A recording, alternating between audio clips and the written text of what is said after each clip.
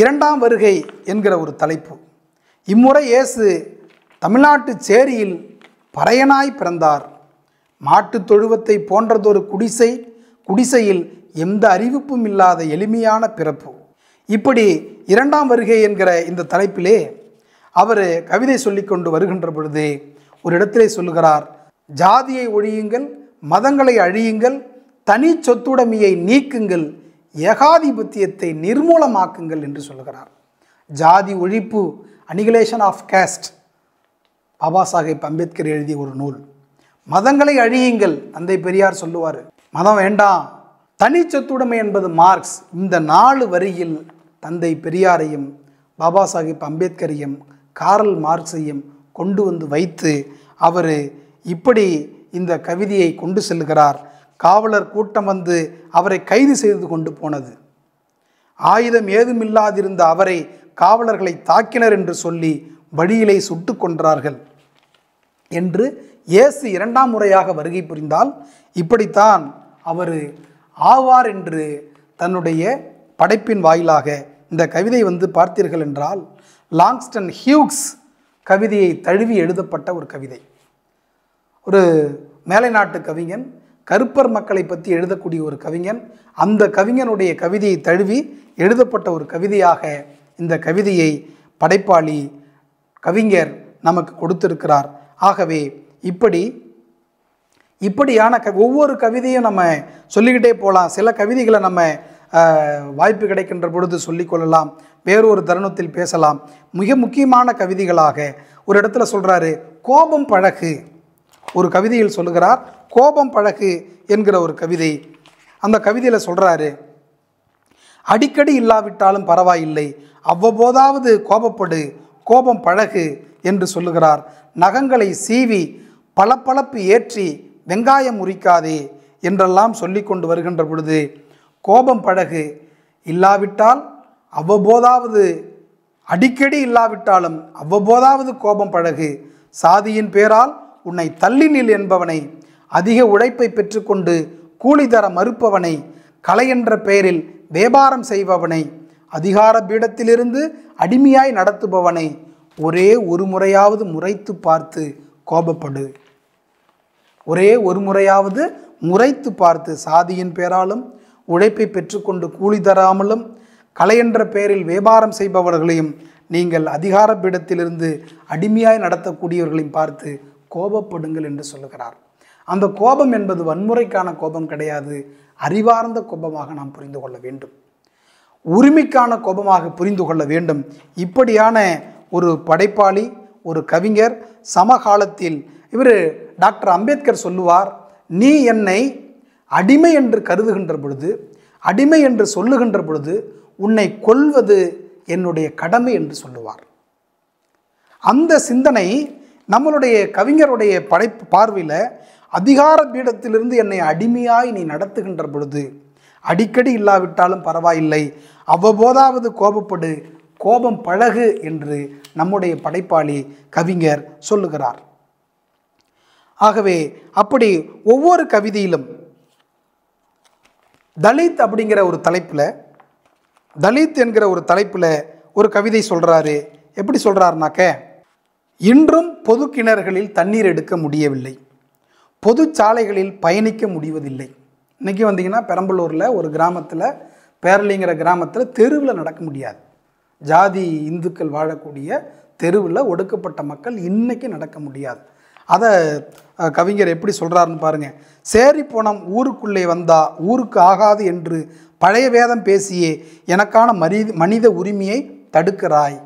இப்படி சிக்கல்களை, பிரச்சனைகளை சொல்லி கொண்டு வரக்கூடிய நம்முடைய படைப்பாளி, நடவு நேரத்தில் குழந்தைக்கு பால் கொடுத்ததற்காய் என் தாயின் மார்பை அறுத்தவன் நீ. இதை விட வன்கொடுமை உலகத்திலே இருக்க முடியாது. அப்படியான ஒரு வன்கொடுமையாக பார்த்ததை, ஜாதிய சமூகத்தில் இருக்கக்கூடியதை பதிவு செய்து கொண்டு வரக்கூடிய இவர், ஆலய நுழைவின் போது நாயன விரட்டி கொலைபாதகம் செய்ததாய் தீட்டு கழித்தவன் நீ. இன்றைக்கே மேல்பாதி விழுப்புரத்திலேயா இருந்தாலும் சரி, சேலத்திலேயா இருந்தாலும் சரி, இந்த ஆலய பிரச்சனைகள் இருக்கிறது. இதற்கெல்லாம், இந்த பிரச்சனைகளுக்கெல்லாம் தீர்வை வைக்கிறார். இன்னொரு முறை அடிமையாக நான் பழைய நிலையில் இல்லை, என் கையில் நீலக்கொடி. என் கையில் நீலக்கொடி, என் வாசிப்பில் பாபா சாஹேப், இப்போது நான் பூர்வ பௌத்தன் என்று முடிக்கிறார். அப்போ கோயில் பிரச்சனை, ஊருக்குள்ளே நடப்பதில் பிரச்சனை, தெருக்குள்ளே நடப்பதில் பிரச்சனை, எல்லாவற்றிற்கும் தீர்வு பௌத்தம்தான் என்று பாபா சாஹேப் அம்பேத்கர் சொன்னதை, புத்தர் சொன்ன கோட்பாடை தன்னுடைய கவிதையில் தீர்வாக வைக்கிறார். அந்த அடிப்படையில் இவருடைய கவிதைகளை நாம் புரிந்து கொள்ள வேண்டும்.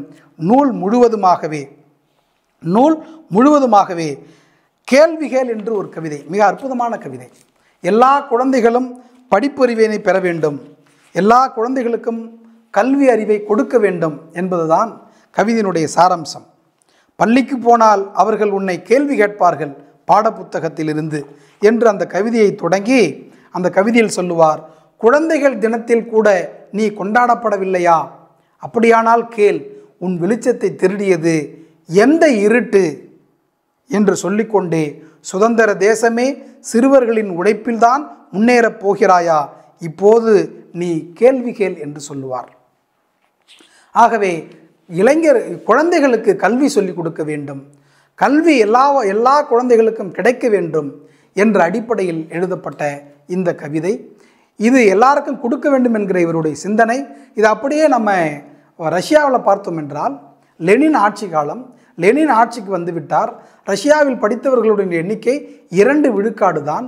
மொஹரங்கோ என்பவரிடத்திலே கல்வி பொறுப்பை ஒப்படைத்து அடுத்த 10 ஆண்டுகளில் ரஷ்யா எல்லாரும் படித்தவர்கள் நாடாக மாற வேண்டும் என்று லெனின் சொன்னதாக, அதன் பிறகு அடுத்த 10 ஆண்டுகளில் மொஹரங்கோ தன்னுடைய கல்வி பொறுப்பினை ஏற்றுக்கொண்டு தன் நிர்வாகத்தில் 98 விழுக்காடாக மாற்றி காட்டியிருக்கிறார் என்று ரஷ்யாவில் உள்ள வரலாற்றை நாம் படிக்கின்ற பொழுது தெரிந்து கொள்கிறோம். அந்த அடிப்படையில் தான் நம்மளுடைய கவிஞர் எல்லா குழந்தைகளுக்கும் கல்வி கொடுக்க வேண்டும், இல்லையெனில் நீங்கள் கேள்வி கேளுங்கள். ஆகவே எல்லாருக்கும் கல்வி கொடுக்க வேண்டும் என்கிற சிந்தனை தான் இவருடைய கவிதையில் வெளிப்பட்டிருக்கின்றது. நண்பர்களே, இப்படி நூல் முழுவதும் கல்விக்கான சிந்தனை, சூழலியல் சார்ந்த சிந்தனை, பெண்ணிய சிந்தனை, அதுக்கு அடுத்தாற் போல சமூக சிக்கல்களுக்கு தீர்வாக எல்லா கவிதைகளும் அமைந்திருக்கின்றன. இப்படியெல்லாம் ஒரே நூலில் இருக்கக்கூடிய கவிதைகள் மிகவும் அரிதான கவிதையாக இருக்கிறது என்கிற அடிப்படையில் தான் நாம் இந்த கவிதைகளை, இந்த நூலினை அணுக வேண்டும். கனவுகளும் யதார்த்தங்களும் என்கிற ஒரு கவிதை, கனவுகளும் யதார்த்தங்களும் என்கிற ஒரு கவிதை. அந்த கவிதையில் சொல்கிறாரு, அறத்தின் கழுத்தை நெரித்து உலக சமுதாயத்தை அச்சத்தில் ஆழ்த்துகின்றன. அந்த முதியவர் பாடம் நடத்துகிறார், கனவு காணுங்கள், இந்தியா 2020 வல்லரசு ஆகும் என்று அந்த முதியவர் பாடம் நடத்துகிறார் என்று அந்த கவிதை வரி தொடங்கி, உனக்கான கனவு வல்லரசு, எனக்கான கனவோ ஒரு வாழ்க்கை. உனக்கான கனவு வல்லரசு, எனக்கான கனவோ ஒரு வாழ்க்கை. தேசம் வல்லரசாகிற கனவுகளில் தூக்கமற்று திரிகின்றனர் இந்தியர்கள். அணுகுண்டு வெடிப்பை கதைக்கிறார்கள், ஊடகங்கள் சிலாகித்து தள்ளுகின்றன. தேசம் நாராமல் இருக்க கூடை கூடையாய் தலையில் மலம் அள்ளுகிறோம். தேசம் நாராமல் இருக்க கூடை கூடையால் தலையிலே மலம் சுமக்கிறோம் என்று சொல்லி, உங்கள் வல்லரசு கனவுகளில் கையால் மலம் அல்லாதிருக்க மாற்று உண்டா கேட்குறாருங்க. படைப்பாளி கேட்குறாரு. சமூகத்தை பார்த்து, பெரிய ராக்கெட் விடக்கூடிய விஞ்ஞானிகளை பார்த்து 2020-25 வந்துருச்சு, இந்த காலகட்டத்தில் தேசம் வல்லரசாயிடும்னு சொல்லிக்கிட்டு இருக்கக்கூடிய அறிஞர் பெருமக்களை பார்த்து சொல்லுகிறார், உங்கள் வல்லரசு கனவுகளில் கையால் மலம் அல்லாதிருக்க மாற்று உண்டா? நாங்களும் மனிதர்கள் என்று இடம்பெறுவோமா? உங்கள் ஒரு நாள் கனவிலேனும், உங்கள் ஒரு நாள் கனவிலேனும் என்று கவிதையை முடிக்கிறார். எவ்வளவு பெரிய இயக்கம், எவ்வளோ பெரிய விரக்தி! அப்போ சக மனிதனை மனிதனாக பார்க்காமல் பாகுபாடோடு பார்க்கக்கூடிய இந்த நாடு எப்படி வல்லரசாக ஆகும்? இதைத்தான் பாபா சாஹேப் அம்பேத்கர் சொல்லுவார், எங்களுக்கான போராட்டம் என்பது இந்த நாட்டினுடைய வளங்களை சுரண்டுவதோ, வளங்களை தனதாக்கி கொள்வதோ, சொத்து சேகரிப்பதோ அல்லது பெரிய அதிகாரத்தை கைப்பற்றுவதோ அல்ல. எங்களுக்கான போராட்டம் என்பது இழந்த மனித மாண்பை பெறுவதற்கான போராட்டம் என்று சொல்லுவார். அந்த மனித மாண்பை பெறுவதற்காகத்தான் உங்கள் கனவில் நாங்கள் என்றேனும் ஒரு நாளாவது மனிதர்களாக வருகின்றோமா என்ற ஒரு கேள்வியை இந்த படைப்பாளி தன்னுடைய கவிதையில் எல்லாருக்கும் சாட்டையடி போல எல்லாருக்கும் புரிய வேண்டும் என்பதற்காக தன்னுடைய குமுறலை இந்த கவிதையின் வாயிலாக படைப்பாளி அரச முருகபாண்டியன் வெளிப்படுத்தியிருக்கிறார். நண்பர்களே, கவிதைகள் முழுவதும் திண்ணியம் பிரச்சனையாக இருந்தாலும் சரி, நூல் முழுவதுமே பார்த்தீர்கள் என்றால் மக்களுடைய பிரச்சனை, இந்த நாட்டில் இருக்கக்கூடிய ஜாதிய சிக்கல்களை எவ்வளவு தெளிவாக சொல்ல முடியுமோ அவ்வளவு தெளிவாக தன்னுடைய படைப்பிலே காட்டியிருக்கிறார். அந்த அடிப்படையில் கடவுள் சாவதா இல்லை என்ற ஒரு கவிதை எனக்கு பிடித்தமான ஒரு கவிதை. கடவுளை பற்றிய கவலை எப்போதும் எனக்கு இருந்ததே இல்லை. அவர் சொல்கிறார், கடவுள் பற்றிய கவலை எப்போதும் எனக்கு இருந்ததே இல்லை. அவனாகவோ அவளாகவோ அதுவாகவோ இல்லை என்று தெரிந்தும் இப்படி கவிதையை தொடங்கி வருகின்ற பொழுது வளரும் சந்தைக்கு ஏற்ப புதிதாய் கடவுள்கள் உற்பத்தி செய்யப்படுகிறார்கள். கடவுளை இவ்வளவு வெளிப்படையா இவ்வளவு அறிவார்ந்த பார்வையில் சொல்லக்கூடிய ஒரு கவிஞன், சமகாலத்தில் வாழக்கூடிய ஒரு கவிஞனாக முருகபாண்டியன் இருக்கிறார். வளரும் சந்தைக்கு ஏற்ப புதிதாய் கடவுள்கள் உற்பத்தி செய்யப்படுகிறார்கள். இன்றைக்கி நீங்கள் தேசிய நெடுஞ்சாலையில் பார்த்தீங்கன்னா ஒரு 50லேருந்து 70 கிலோமீட்டர் நினைக்கிறேன். ஆமாம், 50லேருந்து ஒரு 60 கிலோமீட்டருக்குள்ளே புதிய கோயில்கள் கடவுள் பெயரால் வந்து கொண்டே இருக்கின்றன என்று சொல்வதைத்தான், இருக்கக்கூடிய ஒரு செயலைத்தான் இப்படி குறிப்பிடுகிறார். பெண்களே வேண்டாம் என்ற ஒரு கடவுள், பெண்கள்தான் எல்லாம் என்ற ஒரு கடவுள். இன்றைக்கும் பார்த்தீங்கன்னா சில கோயிலுக்குள்ள பெண்கள் வரவே கூடாது என்று சொல்லக்கூடிய இந்த காலகட்டத்தில் பெண்களே வேண்டாம் என்ற ஒரு கடவுள், பெண்கள்தான் எல்லாம் என்ற ஒரு கடவுள் என்றெல்லாம் சொல்லிவிட்டு கவிதையை முடிக்கிறார். கடவுள் இல்லாத போது இந்த உலகம் சுரண்டலற்றதாய். நண்பர்களை நன்றாக கவனித்துக் கொள்ளுங்கள், நன்றாக புரிந்து கொள்ளுங்கள். கடவுள் இல்லாத பொழுது இந்த உலகம் சுரண்டலற்றதாய், அழகானதாய், அமைதியானதாய், ஆண் பெண் பேதமற்றதாய் இருந்திருக்கலாம். இனி அதற்கான வாய்ப்பே இல்லை. கடவுள் சாவதா இல்லை என்று சொல்லுகிறார். அப்போ கடவுள் இல்லாத ஒரு சூழலில் மனிதன் எப்படி வாழ்ந்திருக்கிறான் என்றால், பிறரால் சுரண்டப்படாமல் மனிதன் அழகாக வாழ்ந்திருக்கிறான், அமைதியாக இருந்திருக்கிறான், ஆண் பெண் பாகுபாடு இல்லாமல் வாழ்ந்திருக்கிறான் என்று படைப்பாளி சொல்லக்கூடிய இந்த பார்வை புதுமையான பார்வை, புதுமையான சிந்தனை. இப்படியான சிந்தனையை தன்னுடைய நூலில் பரவி எழுதியிருக்கிறார் நம்மளுடைய கவிஞர். கிராமத்து மேடு என்று அவருடைய கிராமத்தை பற்றி ஒரு கவிதையில் சொல்லுகிறார். கிராமத்து மேடு, அந்த கிராமத்து மேடு என்கிற ஒரு கவிதை எல்லாரும் அவருடைய கிராமத்தை நினைக்கக்கூடிய அளவிற்கு அந்த கிராமத்தை அவர் எழுதியிருக்கிறார். எப்படி என்றால், கோடையிலும் வற்றாத தாமரை குளம், அமுதம் சுரக்கும் தாய்மடி. அந்த குளத்தை தாய்மடின்னு சொன்ன ஒரு படைப்பாளிங்க. சில்லறைகளை கொட்டி மேலிருந்து பார்த்தே எடுத்துக்கொள்ளலாம், தூய்மையின் கண்ணாடி அதன் தண்ணீர். ஒரு இயற்கையை நேசிக்கக்கூடிய ஒரு சங்ககால புலவன்கிட்ட தான் இந்த பார்வை அதிகமாக இருக்கும். சங்ககால கவிஞர்கள் தான் இயற்கையை அப்படி பாடியிருக்கிறார்கள் என்று நம்மால் புரிந்து கொள்ள முடியும். எப்படி சொல்லுகிறார்? தாமரை குளம், அமுதம் சுரக்கும் தாய்மடி. ஒரு ஒரு சிந்தனை. அடுத்ததில் சில்லறை காசை கொட்டினோம்னா மேலேருந்து கரையிலிருந்து பார்த்தாலே சில்லறை காசு கீழே கிடக்கிறது தெளிவாக தெரியும். அவ்வளவு தெளிந்த நீர். அப்படியே போய் எடுத்துக்கலாம், எந்த இடத்த கிடக்குதுன்னு பார்த்து அப்படியே எடுத்துக்கலாம். இது சிலப்பதிகாரத்தில், இளங்கோவடிகள் படைத்த சிலப்பதிகாரத்தில் கோவலனும் கண்ணகியும், இவர் சோழ நாட்டை சேர்ந்தவர் தான்.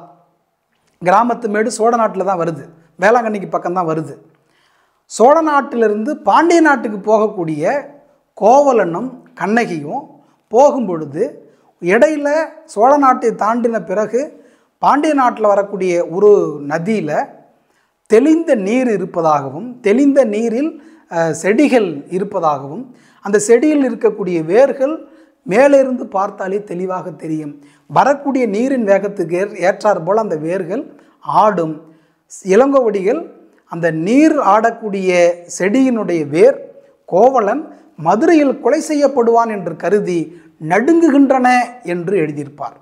இங்கே இவர் இயற்கையை எப்படி வர்ணனை செய்கிறார், எப்படி ரசித்து எழுதியிருக்கிறார் என்றால், அமுதம் சுரக்கக்கூடிய தாய்மடி என்றும், மேலிருந்து சில்லறை காசு போட்டாமலே எங்கே கிடக்குன்னு பார்த்து அதை போய் பார்த்து எடுத்துக்கொள்ளலாம் என்று தன்னுடைய கிராமத்தை பற்றி பாடக்கூடிய, தன்னுடைய கிராமத்தில் இருக்கக்கூடிய ஒரு குளத்தை பற்றி சொல்லக்கூடிய ஒரு கவிஞராக இருக்கிறார்.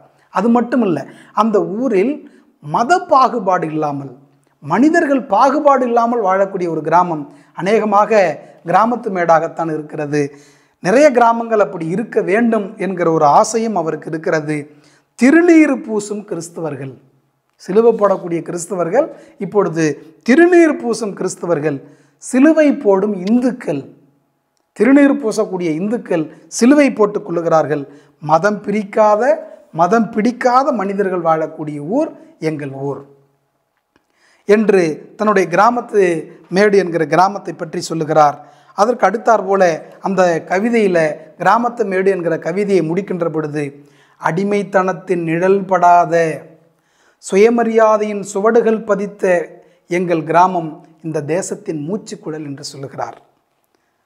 ஆகவே டாக்டர் அம்பேத்கர் சுதந்திர மனிதன் யார் என்ற ஒரு கேள்விக்கு தானாகவே எவனெல்லாம் முடிவெடுக்கிறானோ, அறிவின் அடிப்படையில் யாரெல்லாம் முடிவெடுக்கிறார்களோ, அடுத்தவர்களின் கைப்பாவையாக யாரெல்லாம் இல்லாமல் இருக்கிறார்களோ அவர்களெல்லாம் சுதந்திர மனிதன் என்று நான் சொல்லுவேன் என்று சொல்லுவார். அந்த சிந்தனை, அம்பேத்கருடைய அந்த சிந்தனையை அடிமைத்தனத்தின் நிழல்படாத சுயமரியாதையின் சுவடுகள் பதித்த எங்கள் கிராமம் இந்த தேசத்தின் மூச்சுக்குழல் என்று தன்னுடைய கவிதையில், கிராமத்து மேடு என்கிற தன்னுடைய கவிதையில் குறிப்பிடுகின்றார். கசக்கும் தேநீர் என்கிற ஒரு கவிதை ரொம்ப என்னை பாதித்த ஒரு கவிதையாக அந்த கவிதை இருக்கின்றது. கசக்கும் தேநீர். அந்த கசக்கும் தேநீரில் நாம் இன்றைக்கி வெளிப்படையாக கடையில் போய் தேநீரை குடிக்கிறோம். அதில் அவர் எழுதுகிறார் ஒரு வரியில், பழங்குடி மக்களின் உழைப்பை சுரண்டி வளர்கின்றன தேயிலை தோட்டங்கள் என்று சொல்லுகிறார். பழங்குடி மக்களின் உழைப்பை சுரண்டி வளர்கின்றன தேயிலை தோட்டங்கள். நம்ம போய் இன்றைக்கி டீ குடிக்கும்போது அந்த தேயிலை தோட்டத்தில் வேலை பார்க்கக்கூடிய பணியாளர்கள், உழைப்பாளிகளுடைய வேதனையை அவ்வளவு வெளிப்படையாக, உழைப்பை சுரண்டி தான் இந்த தேயிலை தோட்டம் வளர்கின்றன, முதலாளிகள் வளர்கிறார்கள். இந்த 4 வரி தான் பின்னால் எரியும் பனிக்காடு என்ற ஒரு நாவலாக டேனியல் எழுதியிருக்கிறார். அப்படியான ஒரு நாவல் இந்த 4 வரி தந்திருக்கிறது. கிராமங்களில் அந்த கவிதையை முடிக்கிறார். தலித்துகளுக்கான தேநீர், இப்படிலாம் கொண்டு வரப்பட்ட அந்த தேநீர் என்றும் கசப்பாகவே இருக்கிறது, குடிக்கும் குவளைகள் வேறு வேறு ஆனதால் என்று சொல்லுகிறார். ஆக தேநீரில் சர்க்கரை போட்டு குடித்தாலும் குவளையை வேறு வேறாக இருக்கிறதுனால கசக்கக்கூடியதாக இருக்கிறது என்று சொல்லுகிறார். ஆக நண்பர்களே, இப்படியான ஆகச்சிறந்த கவிதைகளை இருக்கக்கூடிய ஒரு நூலாக இந்த தலித் கவிதைகள் என்கிற நூல் இருக்கிறது. அதில் இப்படி ஒவ்வொரு கவிதையும் பேசிக்கிட்டே போகலாம். அதற்கான சூழல் வருகின்ற பொழுது இன்னும் முழுசாக பேசலாம். அந்த கவிதையில் முடிக்கின்ற பொழுது, நான் தொடக்கத்தில் குறிப்பிட்டது போல முடிக்கின்ற பொழுது பாபா சாஹேப் அம்பேத்கர் என்கிற ஒரு தலைப்பை கொண்டு அவர் கவிதையை முடிக்கிறார். அந்த கவிதையை முழுவதுமாக உங்களுக்கு நான் வாசித்து காட்டுகிறேன். ஒரு பாபா சாஹேப் தந்தை அம்பேத்கருடைய வாழ்க்கை வரலாறை ஒரு கவிதையாக வடித்த முதல் கவிஞன் எனக்கு தெரிந்து தமிழ்நாட்டில் அரசமுருக பாண்டியன் என்கிற கவிஞன் தான், பேராசிரியர் தான். அவருடைய வாழ்க்கை வரலாறை பாடலாக பாடியிருக்கிறார்கள், வாழ்க்கை வரலாறை நாவலாக கூட எழுதியிருக்கிறார்கள், வாழ்க்கை வரலாற்று நூலாக எழுதியிருக்கிறார்கள். கவிதையாகவே சொன்ன ஒரு நூலாக சொன்ன ஒரு படைப்பாளியாக நம்மளுடைய கவிஞர் இருக்கிறார். என்னென்ன என்றால், அவர் மகத்குல போராட்டம் நடத்தியது, பெண்ணிய சிந்தனையோடு பெண்களுக்கு சொத்துரிமை வாங்கி கொடுத்தது, 18 வயதில் எல்லாருக்கும் வாக்களிக்க வேண்டும் என்கிற உரிமையை பாபா சாஹேப் பெற்றுக் கொடுத்தது, அதற்கு அடுத்தாற் போல அரசியலமைப்பு சட்டத்தை உருவாக்கி கொடுத்தது, தொழிலாளர்களுக்கு 8 மணி நேர வேலையை உறுதி செய்தது. இந்த ஜாதி இழிவுக்கு காரணம் இந்து மதம்தான், இந்து மதத்தை விட்டு அவர் பௌத்தத்துக்கு தழுவியது என்ற அவருடைய வரலாறை கவிதையாக படைத்து கொடுத்த ஒரு மகத்தான கவிஞர் அரசமுருக பாண்டியன். அந்த கவிதையை உங்களிடத்தில் முழுமையாக வாசிக்கிறேன், உள்வாங்குங்கள் நண்பர்களே. ஏப்ரல் 14 ஒரு பகலென பிறந்தவர் பாபா சாஹேப் அம்பேத்கர். இருட்டையே வாழ்வென கிடந்தவருக்கு ஒரு வெளிச்சக்கீற்றாய் வந்தவர் பாபா சாஹேப். பள்ளி தொடங்கி பாராளுமன்றம் வரை அவர் மீது தீண்டாமை தொடர்ந்தது. அறிவால் அதை இடறி எறிந்தவர். அவர் படிப்பு, அவர் வாசிப்பு, அவர் எழுத்து ஒவ்வொன்றும் ஏற்றத்தாழ்வின் எல்லா வடிவங்களையும் தூக்கிலேற்றியது. உலக நாடுகள் பலவும் பயணித்து அறிவின் தாகம் தீர்த்தவர். தன் ஒற்றை அறிவால் ஒடுக்கப்பட்டோரின் தலை நிமிர்த்தியவர். மகத்தில் பொதுக்குளத்தில் தண்ணீர் எடுக்கும் உரிமையை பெற்று தந்தீர். தலித் மக்களின் பல நூற்றாண்டுகளின் தாகம் தணிந்தது. இந்த தண்ணீர் ஒன்றும் தேவாமிர்தம் இல்லை. நாங்கள் சாகா வரம் பெற இந்த தண்ணீரை பருகுவதன் மூலம் நாங்களும் சக மனிதர்கள் என்பதை நிறுவுகிறோம் என்றீர்கள். இந்த தண்ணீர் ஒன்றும் தேவாமிர்தம் இல்லை. நாங்கள் சாகா வரம் பெற இந்த தண்ணீரை பருகுவதன் மூலம் நாங்களும் சக மனிதர்கள் என்பதை நிறுவுகிறோம் என்றீர்கள். பெண்கள், தலித்துகள், சூத்திரர்களை இழிவு செய்யும் மனு நீதியை எரித்தீர். மனு நீதியை உரைத்தீர். மனு நீதியை எரித்தீர். மனித நீதியை உரைத்தீர்.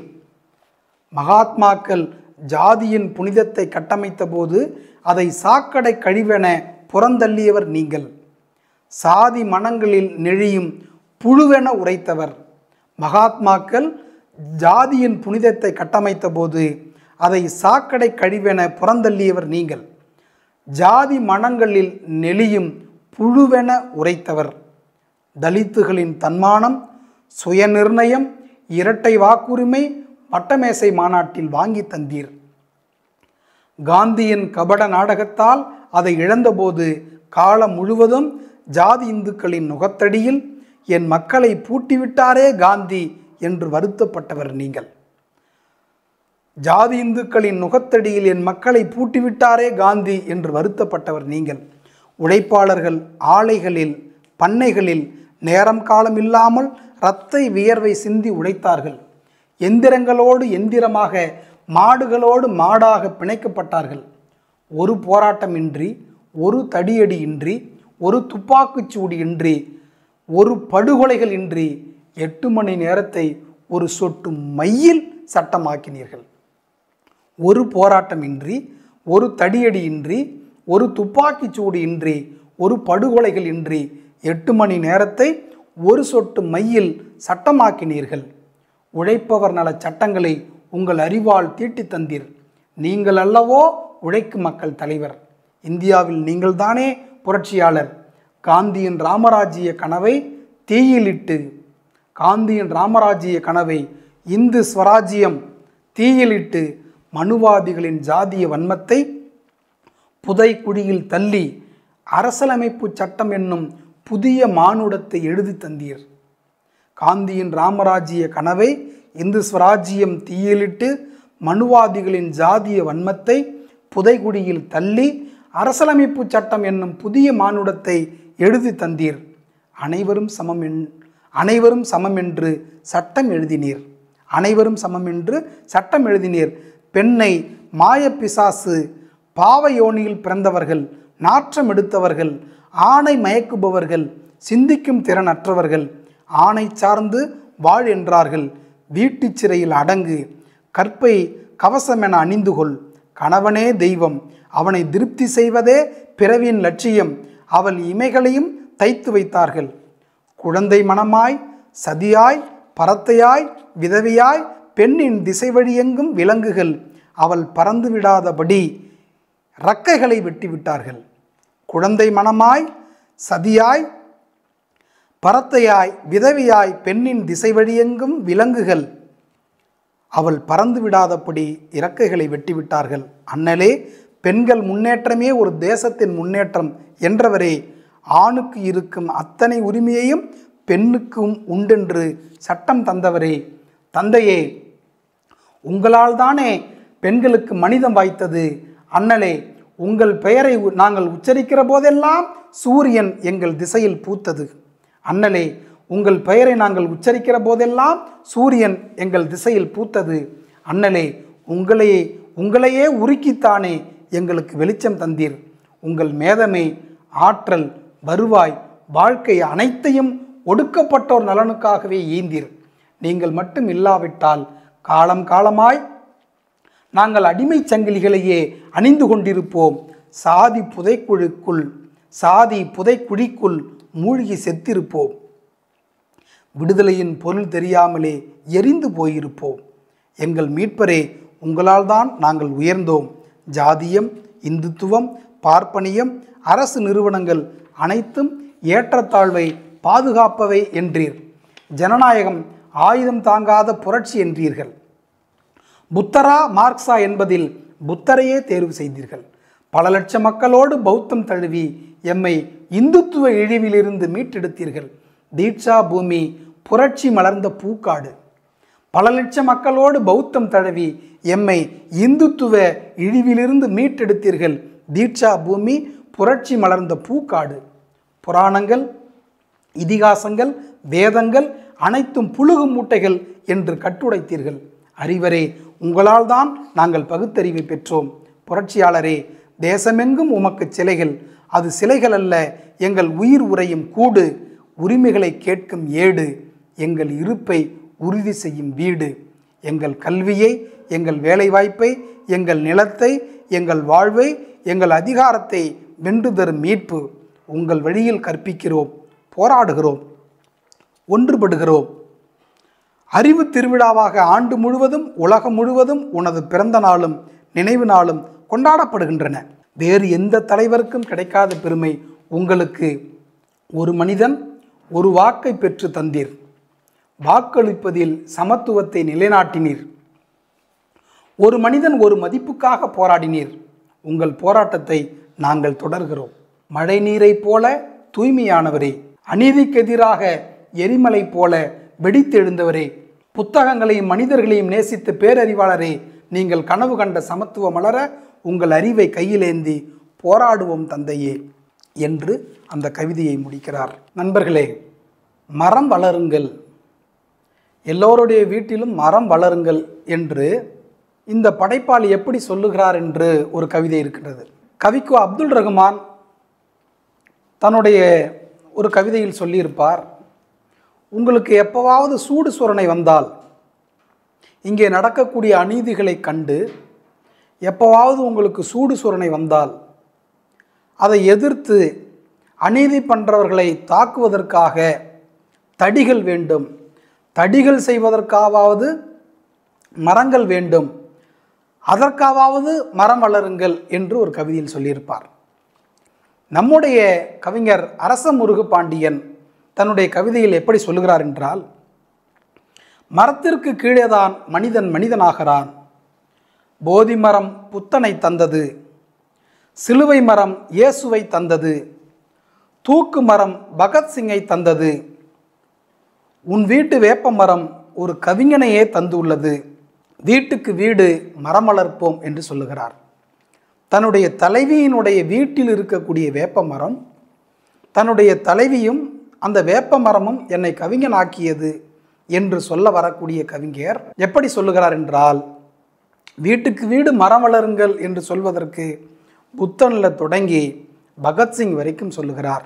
இப்படி ஒரு மரம் வளருங்கள் என்று சொல்லக்கூடிய ஒரு செய்தியை ஒரு கவிஞனாக, படைப்பாளியாக இப்படி சொல்லக்கூடிய ஒரு படைப்பாளி ஒரு உலக தத்துவ ஞானிகளோடு, தத்துவவாதிகளோடு, கொள்கை சிந்தனையாளர்களோடு ஒப்பிட்டு மரம் வளருங்கள் என்று சொல்லக்கூடிய ஒரு கவிஞராக நம்மளுடைய கவிஞர் இருக்கிறார். காதல், அவருடைய காதல் கவிதைகள் ரொம்ப பேசப்பட வேண்டிய ஒரு கவிதைகள். இந்த எந்திரத்தனமான வாழ்க்கையில் காதல் குறித்து அவர் சொல்ல வரக்கூடிய ஒரு செய்தி, எந்திரத்தனமான வாழ்க்கையில் ஒரே ஒரு இனிமைதான் எனக்கு, அது காதல் மட்டும்தான் என்று சொல்லுகிறார். இப்படி சமகாலத்தில் எழுதக்கூடிய ஒரு படைப்பாளியாக நம்மளுடைய கவிஞர் இருக்கிறார். வேற ஒரு இடத்துல சொல்றாரு, அவஸ்தைகளினுடைய சுகம், காதல் என்பது அவஸ்தைகளின் சுகம் என்று ஒரு இடத்தில் சொல்லுகிறார். தலைவியை சொல்றாரு, நீ ஒருத்திதான் சூரியன், நீ ஒருத்திதான் சூரியன் என்று சொல்லுகிறார். ஆக காதல் பேசுகின்ற பொழுதும் தன்னுடைய தலைவியை சூரியனாகவும் பிற பெண்களை நட்சத்திரங்களாகவும் குறியீடாக கருதி அந்த கவிதையை படைக்கிறார். அப்படிப்பட்ட ஒரு கவிஞனாக இந்த கவிஞன் இருக்கிறார். அவருடைய ஹைக்கூ கவிதைகளை பேசியாக வேண்டும். ஹைக்கூ கவிதை தொடங்கிய காலகட்டத்திலே, தமிழ்நாட்டிற்கு வந்த காலகட்டத்திலே கவிதை எழுதின ஒரு கவிஞராக, ஜப்பானிலிருந்து இங்கே வந்த காலகட்டத்திலே கவிதை எழுதின ஒரு கவிஞராக இவர் இருக்கிறார். இந்த செடிகளுக்கு யார் நீர் ஊற்றுவது, ஊருக்கு வரமாட்டேன் என்று சொல்லுகிறார். மழை வருவதற்குள் போய் பார்க்க வேண்டும் அவள் போட்ட கோலம், மழை வருவதற்குள் போய் பார்க்க வேண்டும் அவள் போட்ட கோலம். கண்ணீர் வடிக்கிறது காம்பு மலரை பறித்தவுடன். கண்ணீர் வடிக்கிறது காம்பு மலரை பறித்தவுடன். இது போன்ற ஹைக்கூ கவிதைகள் எல்லாம் மிக சிறப்பாக வந்திருக்கிறது. மனிதர்களையும் மனிதர்களுடைய நேயத்தையும் பாடக்கூடியதாக அவருடைய கவிதை இருக்கிறது. ஒரு இடத்துல இலக்கியம் பற்றி சொல்லுகின்ற பொழுது மனசில் ரொம்ப ஆழமாக பதிகிற மாதிரி ஒரு செய்தி சொல்கிறார். இதயம் இரத்தத்தை சுத்தமாக்குகிறது. இது அறிவியல், சயின்ஸ். இதயம் இரத்தத்தை சுத்தமாக்குறது, இலக்கியம் இதயத்தை சுத்தமாக்குகிறது. இலக்கியம் என்ன செய்யுதுன்னு கேட்டால் ரொம்ப எளிமையாக சொல்கிறாரு. இதயம் இரத்தத்தை சுத்தம் செய்கிறது, இலக்கியம் இதயத்தை சுத்தம் செய்கிறது என்று சொல்லக்கூடிய கவிஞன் இன்றைக்கு தமிழ்நாட்டில். இதெல்லாம் நாலடியார், நான்மணிக்கடிகை, திருக்குறள் போன்ற அறநூல்களில் இது போன்ற கருத்துகள் சொல்லப்படுவார்கள்.